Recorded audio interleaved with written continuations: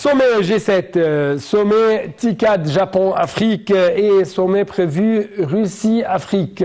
Comment l'Égypte s'engage pour le développement des pays du continent africain?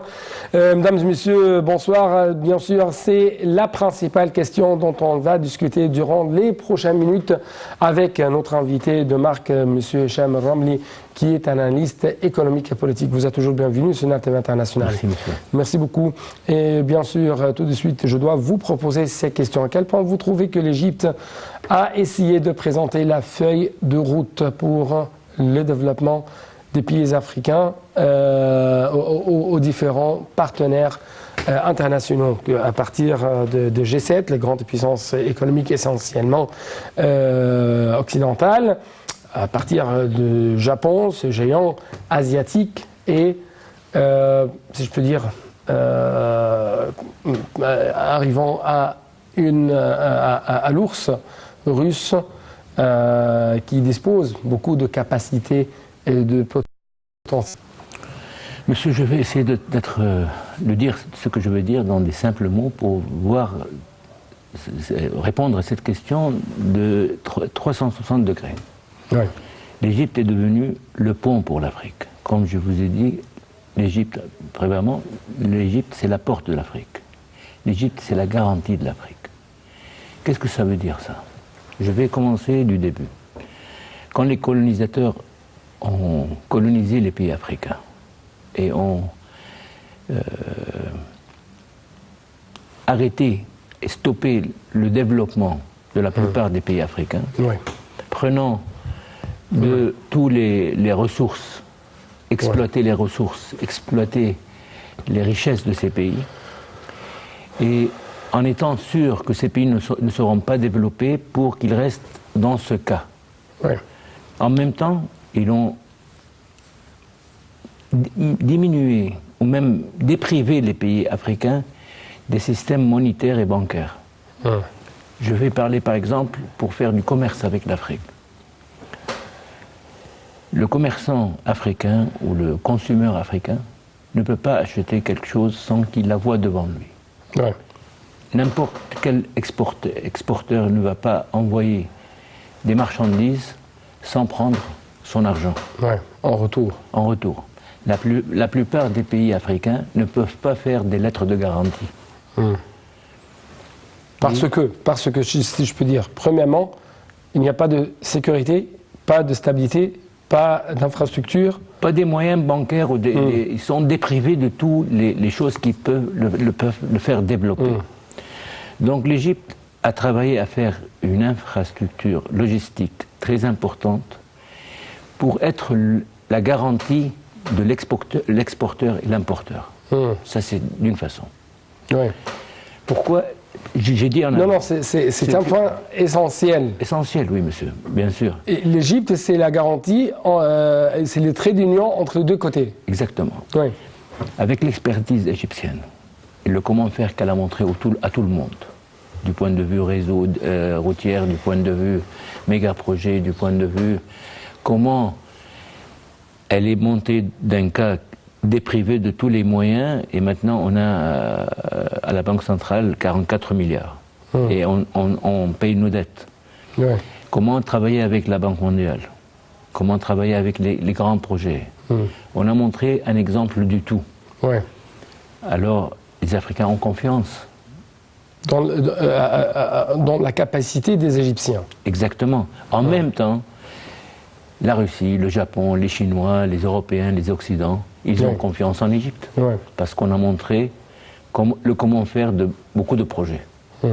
Donc pour entrer en Égypte maintenant, vous allez passer... Pour entrer en Afrique. En Afrique, vous devez passer par l'Afrique. Vous devez passer par l'Égypte. Par l'Égypte. parce qu'elle est devenue vraiment la garantie des travaux, la garantie du développement, la garantie de gagnant-gagnant. Oui. Oui. Ça, c'est le mot-clé en Afrique maintenant, c'est l'Égypte. Oui. On peut dire que l'Égypte a essayé de présenter même dans sa feuille de route les opportunités d'investissement au sein des pays africains, c'est-à-dire on ne doit pas investir seulement dans un domaine sans prendre en considération les autres domaines d'un seul pays africain.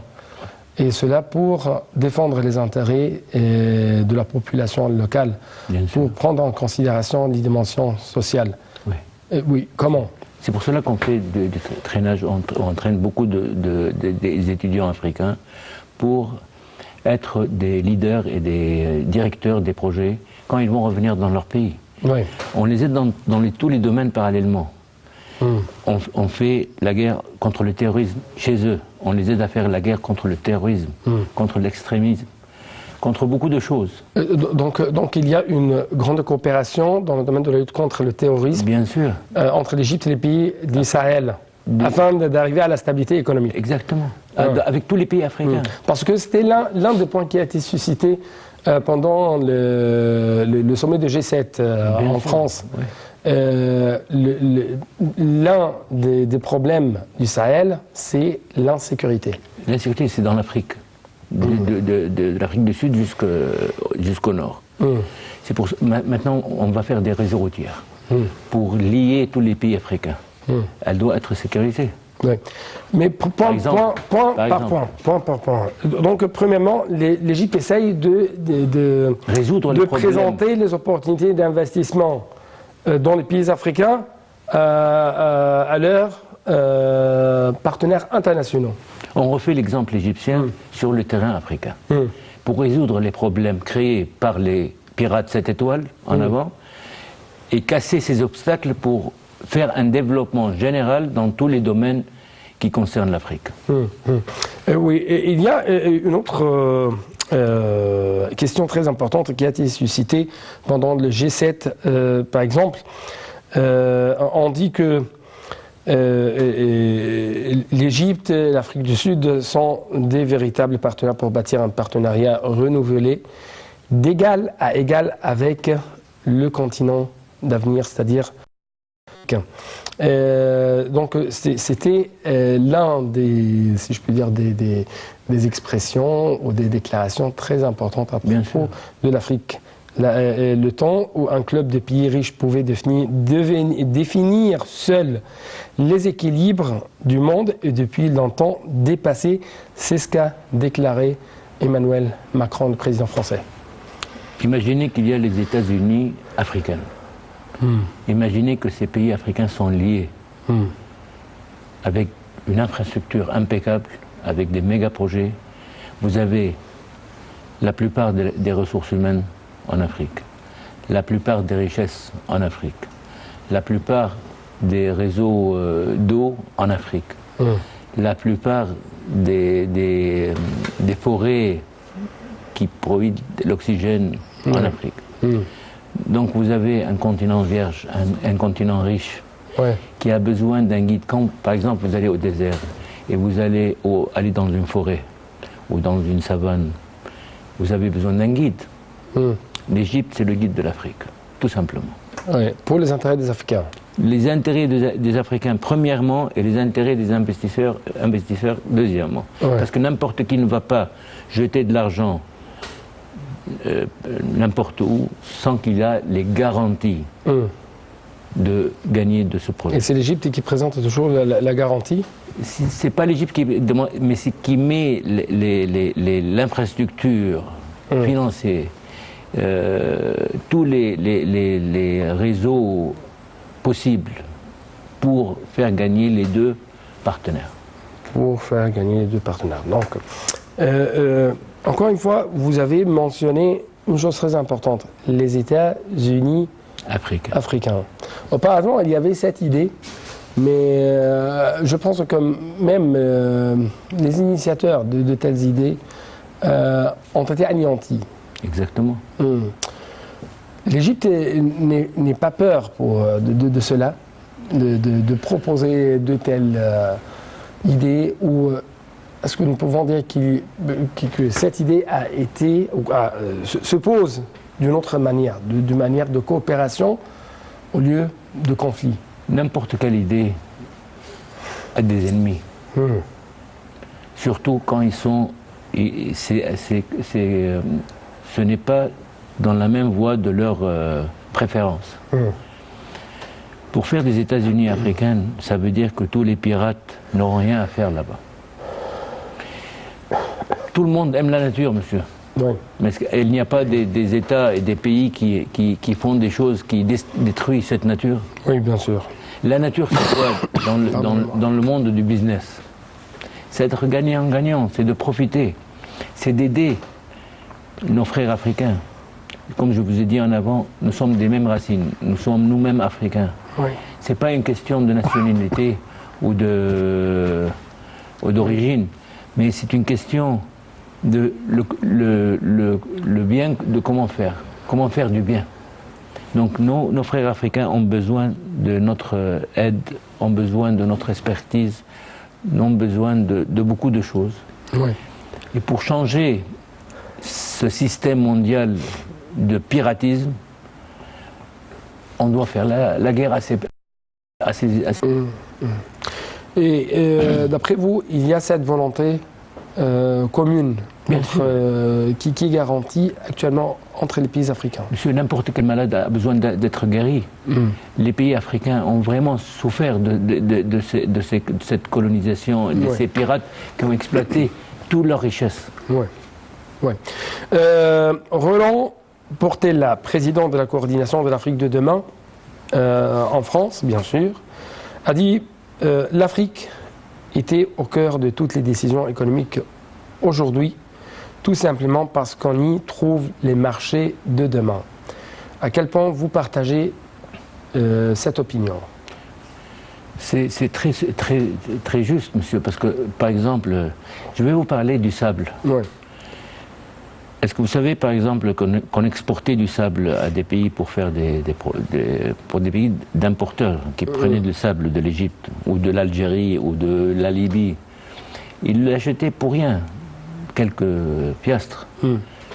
Si vous prenez ce sable et faites des travaux, comme par exemple les usines de glace, les usines de verre ici, vous faites employer beaucoup de ressources humaines, vous faites entrer au pays une nouvelle richesse monétaire, vous faites exporter ces produits à l'extérieur, tout le monde est gagnant. C'est la même chose en Afrique. Le cuivre ou les minéraux qui sont en Afrique, quand il y aurait des usines pour faire un seul processus sur cette matière, ça va faire monter l'Afrique à un niveau incroyable. Oui. D'après, toujours M. Roland Portella, les innovations sociales, économiques, ainsi qu'une hausse de la démographie font du continent une opportunité aussi bien pour les industries des pays occidentaux que pour celles des pays émergents. Ouais. Juste au faux. Juste, monsieur, parce que vous avez le terrain, vous avez des ressources humaines, vous avez les recherches, les matériaux en place. Tout le monde est gagnant.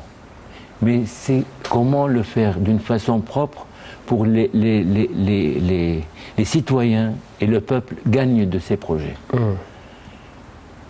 Oui. Des journaux ont écrit que la Russie, des journaux russes bien sûr, ont écrit que la Russie était une amie fidèle de l'Afrique. Ouais. Et on dit même que cette force est de savoir que l'ex-Union soviétique fut déjà dit un acteur important sur le continent africain, mais son poids économique et politique avait diminué avec la fin de la guerre froide. Aujourd'hui, on parle d'un sommet tout à fait intéressant, tout à fait, c'est presque le premier de son genre, sommet Afrique-Russie.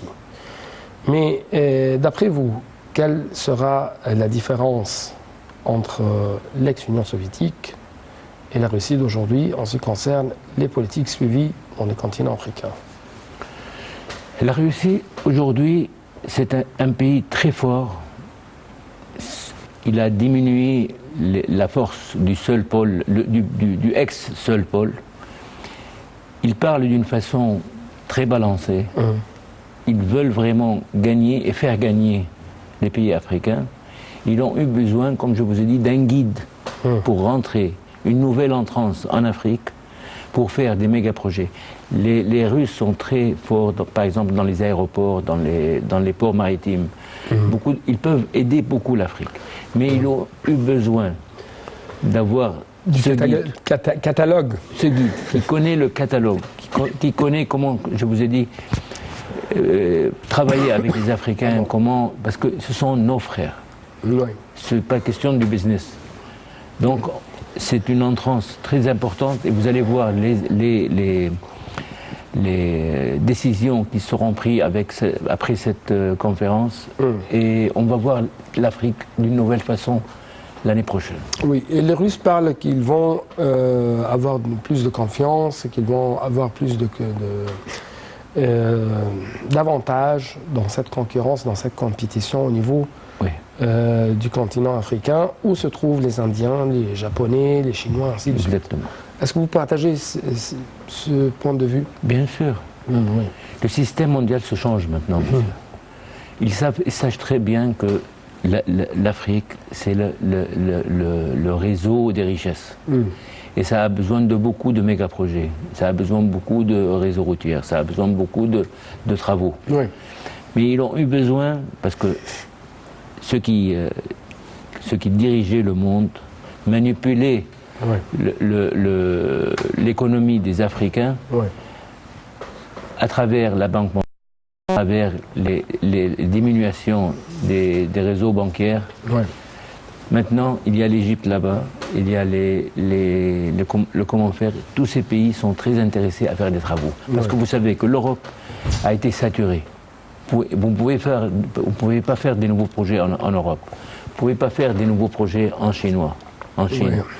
Donc, maintenant, c'est le grand terrain des projets d'investissement. C'est l'Afrique. L'Afrique. Oui.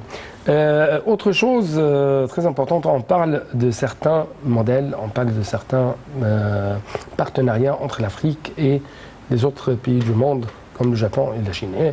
Et la presse occidentale, notamment la presse française, parle qu'il y a une concurrence entre les Japonais et les Chinois et que les Japonais vont essayer d'éliminer les Chinois du continent africain. Cette guerre, je l'appelle des guerres personnelles pour le bénéfice, ne sera pas le cas. Parce que cette compétition, c'est dans l'intérêt des Africains. Il y aura une concurrence russe, américaine, japonais, chinois, coréen, allemande. À la fin, quand vous mettez le système et vous savez comment faire des travaux, vous allez gagner. Et je vous rappelle, entre exemples, Siemens en Égypte. Qu'est-ce qu'on a fait? Donc l'Égypte, est-ce que c'est l'une des propositions de égyptienne de diversifier les partenaires internationaux pour ne pas arriver à une sorte de monopole? Exactement. Vous cassez le monopole. C'est très important. Et l'expertise de chaque pays est différente de l'autre. Les Japonais vont venir avec une technologie de certaines façons. Les Russes vont venir avec l'infrastructure et les aéroports et les ports maritimes. Les Chinois vont venir pour les usines et les travaux de matériaux. Les Américains vont venir pour essayer de faire quelques travaux. À la fin, c'est le bénéfice des peuples. Le bénéfice du peuple. Pendant deux tels sommets, TICAD, G7, on a trouvé que l'Égypte a jeté plus de lumière sur la nécessité de renforcer l'infrastructure et la nécessité de la transformation numérique pour le développement et la croissance économique au sein de l'Afrique. Oui, la transformation numérique est très importante pour diminuer la corruption. Diminuer la corruption? Ça, c'est d'une chose. D'autre chose, pour vraiment achever les projets dans un temps impeccable et pour contrôler les travaux et les choses d'une façon propre. Oui, mais est-ce que vous trouvez que cela vraiment va, si je peux dire, limiter les risques en ce qui concerne les commerces intra-africains? Bien sûr, parce que ça va lier tous les pays africains. Vous aurez du data que vous pouvez contrôler et savoir tout ce qui se passe en même temps. Et va mais en même temps promouvoir les exportations et les importations entre les pays africains? Et même limiter le terrorisme, Limiter le terrorisme. bien sûr. Sécher les financements du terrorisme? Bien sûr. Ouais. C'est tout, c'est beaucoup de choses, beaucoup de lignes parallèles. Selon le président Abdel Fattah al-Sisi, dans des déclarations faites pendant le sommet de la TICAD, la connexion intra-africaine par la ligne ferroviaire ou l'électricité contribuait au développement durable. Oui. Oui. L'importance de cela, l'importance de cette connexion, de ces lignes, de ces routes qui lient les pays africains. Toutes ces routes lient pour vraiment diminuer les problèmes, faciliter les choses pour avoir un investissement profitable et pour un long moment. Pourquoi on a fait le canal de Suez? Pourquoi la zone industrielle? Ouais. Pourquoi les nouveaux ports maritimes? Pourquoi les nouveaux aéroports? Pourquoi les réseaux routiers qui vont lier entre El Alamein et l'Afrique du Sud et d'autres réseaux routiers? Pourquoi le train qu'on essaie d'étudier maintenant pour arriver à l'Afrique centrale, les pays de l'Afrique centrale qui n'ont pas de port maritime? Ouais. Pour diminuer les obstacles et faciliter l'exportation de leurs produits à l'Occident et à l'Asie et à tout le pays du monde. Ouais.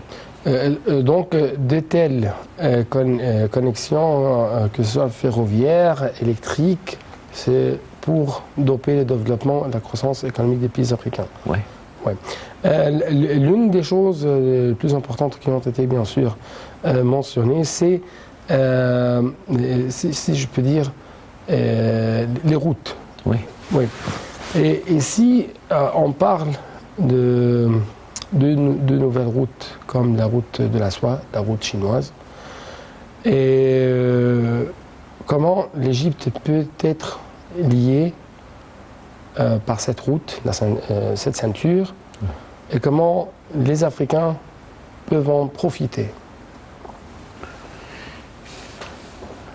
Le monde est bâti sur l'économie. Maintenant, si vous avez un pays, vous avez besoin d'un port ou d'une zone pour exporter vos affaires. La plupart des Africains, par exemple, si on regarde à l'Afrique comme un pays, le port des Africains sera où? Sur la voie de soie, canal de Suez, zone industrielle. Alors vous devez faire ces réseaux routiers, ces méga-projets, cette sécurité pour faciliter la transportation jusqu'au pont général de l'Afrique, la zone industrielle de Suez, pour arriver au monde entier. Donc, la zone économique du canal de Suez, c'est un centre d'industrialisation pour les pays africains? Bien sûr. Bien sûr. C'est aller-retour. Oui, comment? Donnez-moi plus d'explications. Comment? Quelle est la stratégie? Quelle est la philosophie derrière cette zone économique? On parle toujours de ça. Mais... Un exemple très simple. Par exemple... Ouais. Parce que je parle de ce sujet parce que au cours de ce sommet, on a appelé les Japonais à arriver en Égypte pour établir une zone industrielle japonaise. Ils sont intéressés avant qu'on creuse le canal. Monsieur, un pays africain, vous êtes africain, vous êtes au milieu de l'Afrique et vous voulez acheter une voiture du Japon. Est-ce que c'est plus facile de l'importer du Japon à travers Gabal Ali, puis aller en Tanzanie, Dar es Salaam, puis l'exporter en Centrafrique, ou vous l'achetez du réseau de la zone industrielle du canal de Suez, vous prenez la route, vous êtes dans votre pays. C'est moins cher? Bien sûr. Moins de temps, moins cher. Vous avez tous les accès possibles de cette place. Ouais. Pourquoi les Allemands maintenant sont venus pour bâtir des Mercedes dans la zone industrielle? Ça a été déclaré 2-3 jours. Voilà. Parce que c'est pas question de géographie seulement, vous êtes question de géographie, de location, mais en même temps, vous êtes la porte de l'Afrique. Et vous avez l'expertise même, ou peut-être avoir une sorte de formation pour la main-d'œuvre égyptienne, bien sûr, pour être impliqué dans de tels projets? Oui, bien sûr. Bien sûr. Ouais.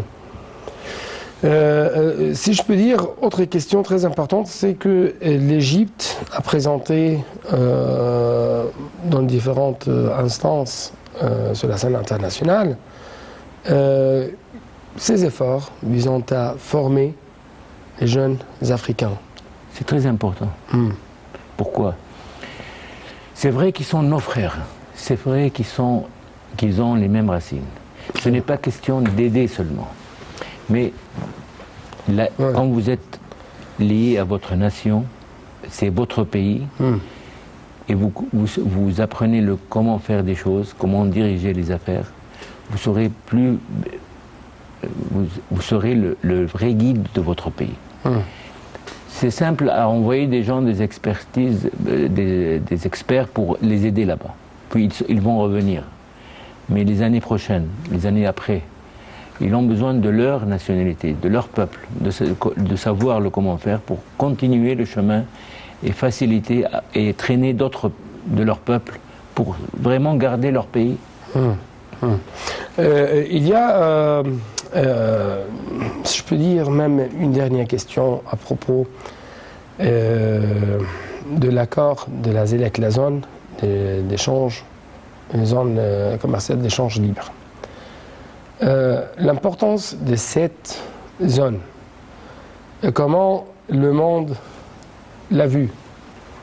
Et d'après votre remarque, comment l'Égypte a essayé de présenter un tel géant projet, un tel géant bloc au niveau du continent africain?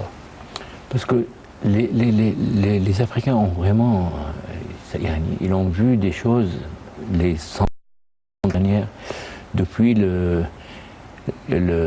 comment dire, les esclaves, l'esclavage, puis la colonisation, puis l'exploitation. La mal-exploitation, je peux dire. Oui, donc ils ont, comme on dit en anglais, enough is enough. Alors ils ont eu, quand l'Égypte a sorti de ce problème en 2011 et a montré au monde entier qu'on peut faire et qu'on a le pouvoir de faire et on sait comment faire, tout le monde est revenu à leur guide, aux Égyptiens, pour les aider à faire la même route pour vraiment développer leur pays. Ils ont besoin d'être guéris. Ils ont besoin d'avoir confiance, parce qu'ils ont vu comment les colonisateurs ont fait. Ils ont vu comment ils ont colonisé pas seulement par armes, ils ont colonisé l'économie, ils ont colonisé la culture.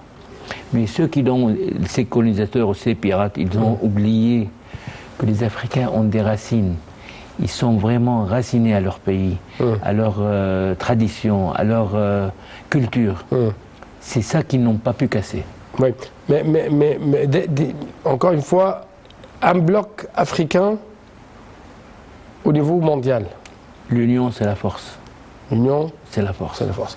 Merci beaucoup pour vos explications, vos analyses. Merci. Merci à vous, monsieur. Mais c'est la même chose pour vous, chers téléspectateurs. Merci beaucoup pour votre fidélité et bon suite de nos programmes sur Nantem International.